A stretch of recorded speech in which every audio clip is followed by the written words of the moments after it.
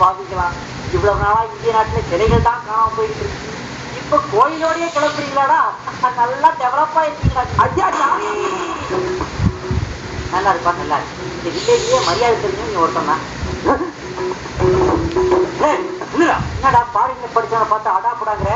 உனக்கு என்ன தெனாவட்டு இருந்தா எங்க குலதெய்வத்து மேல ஏற பார்த்திருப்பேன். எது இது குலதெய்வம்? ஆமா. டேய் இது மயில் கல்றா. இதை பார்த்தா கல்லுங்கிற? இதுதான் எங்க குலதெய்வம். குலதெய்வம் அட அறிவு கிட்டவனை நல்லா பாடுறான். இந்த பக்கத்தை பாடுறான், இந்த பக்கத்தை பாடுறான். குத்தால 2 கிலோமீட்டர் போட்டுருக்கா. எவ்வளோ சீசனுக்கு வந்தவன் குண்டை கட்டிட்டு போயிருக்காண்டா. அவன் ஆய் போயிட்டு வர்றதுக்குள்ள குலதெய்வம் சொல்றீங்களா? நல்லா இருக்குங்களா? ஐயோ ஆனா ஊனா உடனே ஆயுதத்தை தூக்குறீங்களாடா?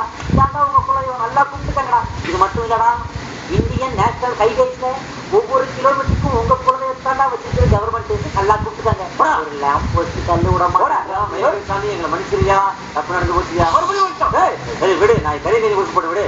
கறி கட்டிட்டு வக்கத்து போய் நான் உங்ககிட்ட வரலடா. ஒரு மேட்ரு சொல்லிட்டு போறான்னு தான் வந்தேன்.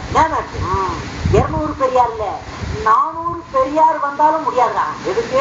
திருத்துறதுக்கு